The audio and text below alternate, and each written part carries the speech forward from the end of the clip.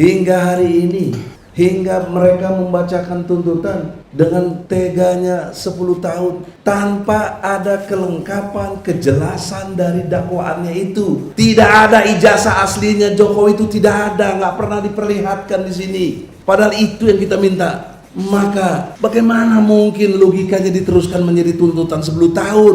Bagaimana logika itu bicara? Sekolah di mana kita ini? Kan sebenarnya itu membuktikan satu konfirmasi dengan kedunguan yang ada, kemudian masuk di persidangan. Bukan tidak mungkin, tidak kurangi hormat yang mulia. Kita ini semua jadi dungu karena membahas dakwaan yang nggak lengkap, nggak jelas, tidak cermat. Diteruskan lagi. Nanti anehnya tidak mengurangi hormat juga Mas Dagen, tapi saya minta dengan sangat, jangan sampai hakim juga terpapar kedunguan ini kemudian memutuskan menghukum Gus Dur. Karena kalau sudah tuntutan 10 tahun, tidak mungkin untuk dituntut putusannya itu sepertiga dari, kurang dari itu, tidak bisa. Itu kan kita ngerti juga teori hukum itu. Maka oleh karena itu saudara-saudara, di dalam kesempatan ini saya menekankan kepada hak pembelaan saya untuk Gus Dur ini, seperti yang beliau sendiri sampaikan, 10 jam aja tidak boleh, bahkan jangan pakai 10 jam, sedetik pun menurut saya nggak boleh, harusnya begitu. Tapi dia sudah menjalani sekian bulan, 5 bulan lebih.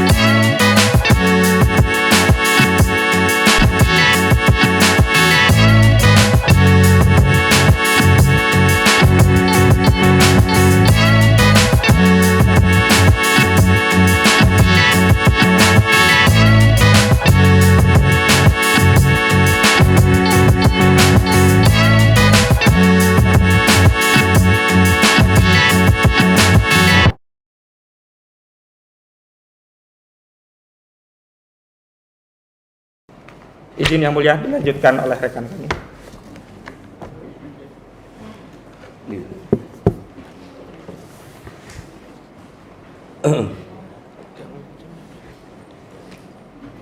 Dalam kesempatan ini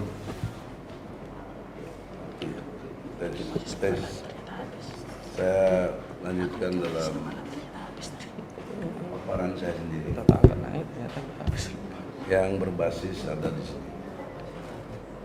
Majelis Hakim yang saya hormati, juga jaksa penuntut umum yang saya hormati. Berbicara mengenai pembelaan tentu didasari oleh adanya dakwaan, kemudian tuntutan 10 tahun itu. Maka ketentuan hukum berbicara dengan sangat jelas. Pasal 143 KUHP mengenai dakwaan jaksa mesti lengkap, mesti cermat, dan mesti jelas. Apabila tidak lengkap, tidak cermat, tidak jelas, ayat 2-3-nya mengatakan batal demi hukum. Pernah kita sampaikan, tapi diprotes, itu dieksepsi. Kita tidak menempuh eksepsi karena pengalaman selalu eksepsi itu ditolak. Selalu. Saya pernah bela Gus Dur yang tahun 2001 ya.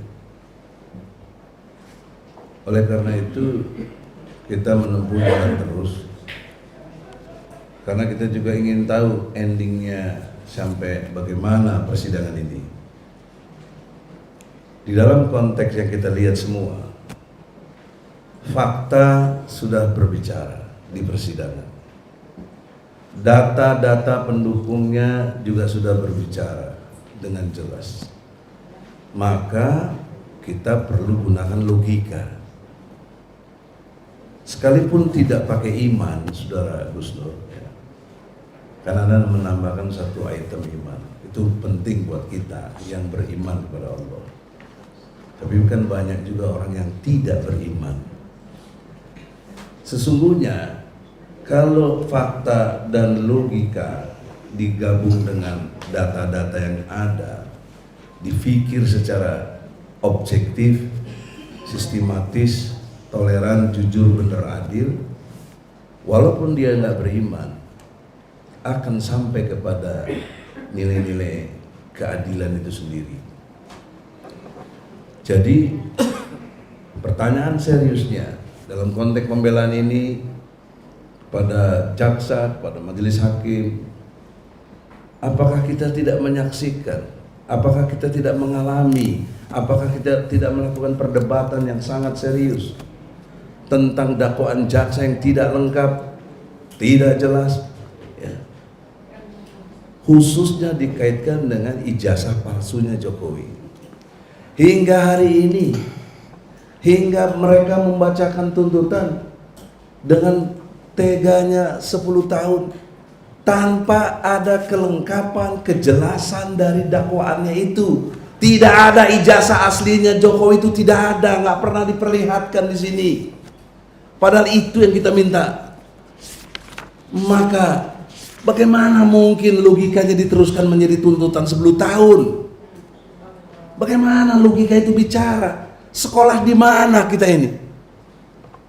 Maka oleh karena itu, dalam konteks pembelaan ini sebenarnya fakta sudah jelas. Kita sudah lalui 22 orang saksi, 5 saksi ahli dari pihak mereka, 17 saksi fakta. Tidak ada yang pernah lihat ijazah asli Jokowi.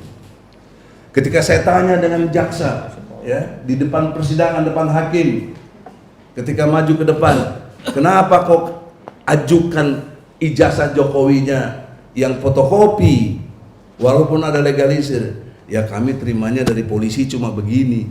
Loh, kok terima polisi dari begini? Kalau tidak lengkap, tidak jelas, mestinya dikembalikan, ditolak P19. Itu mekanisme kejaksaan yang kita pahami. Tapi kenapa diteruskan sampai ke pengadilan? Dan kita berdebat lagi dengan konteks ada saksi ahli dari kami, Rocky Gerung, dengan jelas menerangkan tentang kedunguan dari jaksa, ya, dan jaksa tidak bisa melawan argumentasinya. Kan sebenarnya itu membuktikan satu konfirmasi dengan kedunguan yang ada, kemudian masuk di persidangan, bukan tidak mungkin, tidak mengurangi hormat yang mulia. Kita ini semua jadi dungu karena membahas dakwaan yang nggak lengkap, nggak jelas, tidak cermat. Diteruskan lagi, nanti anehnya tidak mengurangi hormat juga Mas Dagen, tapi saya minta dengan sangat, jangan sampai hakim juga terpapar kedunguan ini kemudian memutuskan menghukum Gus Dur. Karena kalau sudah tuntutan 10 tahun, tidak mungkin untuk dituntut apa putusannya itu sepertiga dari kurang dari itu, tidak bisa. Itu kan kita ngerti juga teori hukum itu. Mesti sekian tahun, atau kalau hakim perlu betul Gus Dur, ya, bebaskan Gus Dur. Maka oleh karena itu, saudara-saudara, di dalam kesempatan ini saya menekankan kepada hak pembelaan saya untuk Gus Dur ini, seperti yang beliau sendiri sampaikan, 10 jam aja tidak boleh, bahkan jangan pakai 10 jam, sedetik pun menurut saya nggak boleh, harusnya begitu. Tapi dia sudah menjalani sekian bulan, 5 bulan lebih, dan kita sudah minta berkali-kali penangguhan penahanan. Hakim tidak tergetar hatinya untuk mengabulkan. Nunggu persidangan, persidangan ini sudah jelas dakwaan tidak jelas, dakwaan tidak lengkap, dakwaan tidak cermat. Kenapa diteruskan persidangan ini? Mestinya stop dengan putusan hakim batal demi hukum. Tapi faktanya sampai sekarang demikian. Maka oleh karena itu, ya, saya tidak punya otoritas apapun dalam konteks kekuasaan, tetapi dalam konteks keilmuan kita punya dan kita bisa beradu argumentasi, dan tidak ada kekalahannya argumentasi kita. Tidak bermaksud menyombongkan diri, tetapi kita pasti kalah. Ilmu segudang banyak pun kalah dengan kekuasaan yang hakim pegang sekarang palunya itu. Apapun ilmu yang saya sampaikan, nothing. Diputus mau bersalah pun tidak masalah, karena takut ada Tuhan selain Allah. Dia berjabatannya, takut lain-lainnya, yang tidak takut justru kepada Allah. Tapi itulah satu proses yang ada. Maka oleh karena itu, kita melihatlah, menyaksikan sebagai satu kondisi objektif. Apakah nanti Pak Hakim tergetar juga hatinya, dapat hidayah atau tidak untuk membebaskan Gus Nur ini? Karena argumentasi sudah banyak, sudah semua ini status tebal gini juga ada. Jadi saya membaca juga malas, untuk apa baca? Pakai logika saja. Fakta sudah jelas, data sudah jelas, logikanya juga sudah jelas. Mestinya harusnya sudah diputuskan bebas. Saya kira itu, saya tidak membaca karena konteksnya demikian. Jadi dilanjutkan aja sama Ahmad. Kepada Yang Mulia Majelis Hakim Pengadilan Negeri Surakarta, perkara nomor 318/Pitsus/2002/PNSKT atas nama terdakwa Sugi Nur Harja alias Gus Nur di Surakarta. Majelis Hakim yang kami muliakan, saudara penuntut umum yang kami hormati, hadirin sekalian yang kami banggakan. Kami awali risalah pembelaan ini dengan mengutip firman Allah Subhanahu wa taala. A'udzu billahi minasyaitonir rajim. Innallaha ya'murukum an tu'adul amanati ila ahliha wa idza hakamtum bainan nasi an tahkumu bil 'adl. Innallaha ni'ma ya'izukum bihi innallaha kana sami'an basira.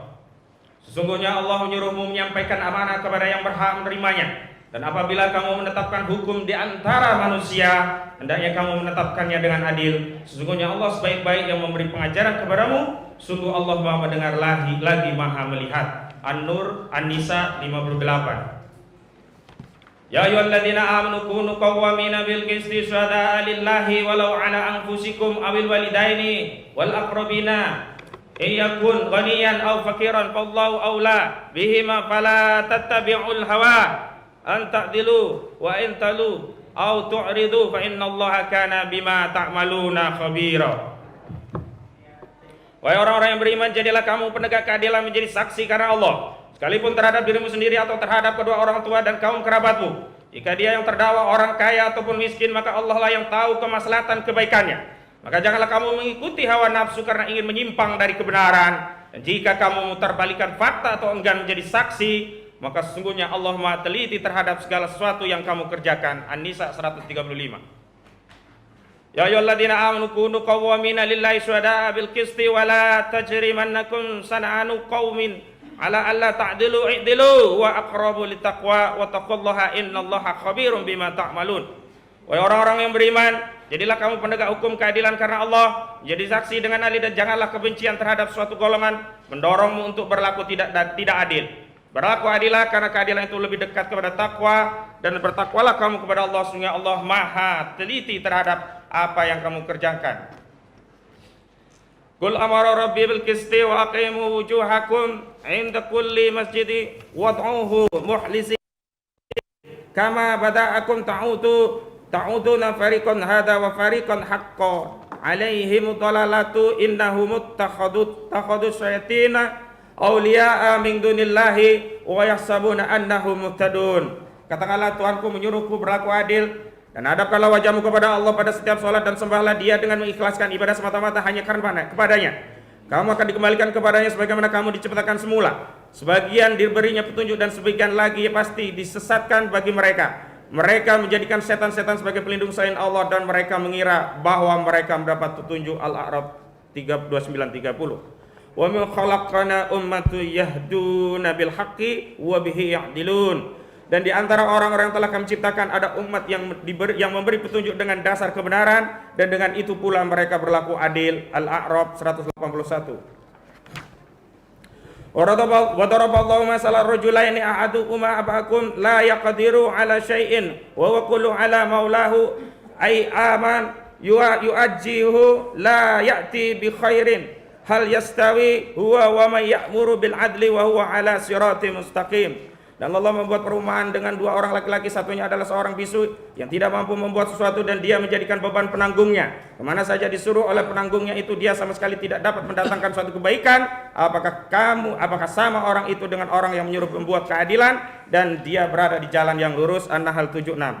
Selanjutnya kami ingin menyampaikan apa yang telah disampaikan oleh Baginda Al-Mustafa Muhammad sallallahu alaihi wasallam yang diutus untuk seluruh sekalian alam. Beliau sallallahu alaihi bersabda dari Abdullah ibnu Al-As radhiyallahu anhu maqala, Rasulullah sallallahu alaihi wasallam telah bersabda, sesungguhnya orang yang adil berada dekat dengan Allah Azza wa Jalla di atas mimbar dari cahaya. Di sebelah kanan Allah Azza wa Jalla dan tangan keduanya adalah kanan, yaitu mereka yang adil di dalam hukum mereka dan kepada keluarga mereka dan segala yang diamanahkan kepada mereka. Majelis hakim yang kami muliakan, saudara penuntut umum yang kami hormati, hadirin sekalian yang kami banggakan. Setiap umat beragama pasti meyakini ajaran agamanya masing-masing. Bukan hanya meyakini, setiap ajaran agama juga memiliki konsekuensi logis untuk diamalkan menurut tata cara dan aturannya masing-masing.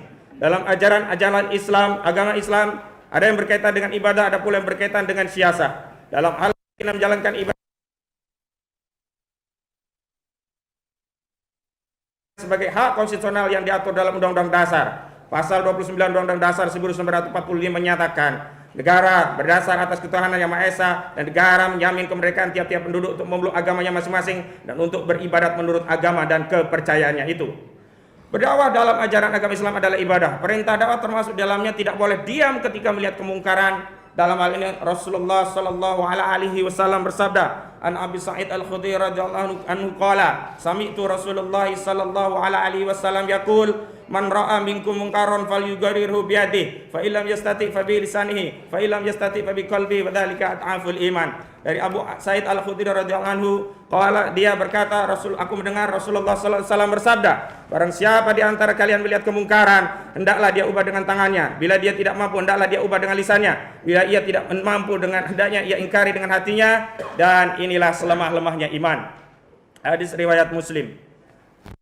Ketika beredar kabar tentang palsunya ijazah Presiden Joko Widodo, terdakwa Sugi Nur Harja alias Gus Dur menilai hal ini jelas-jelas sebuah kemungkaran. Bagaimana mungkin seorang kepala negara sekaligus kepala pemerintahan beri ijazah palsu?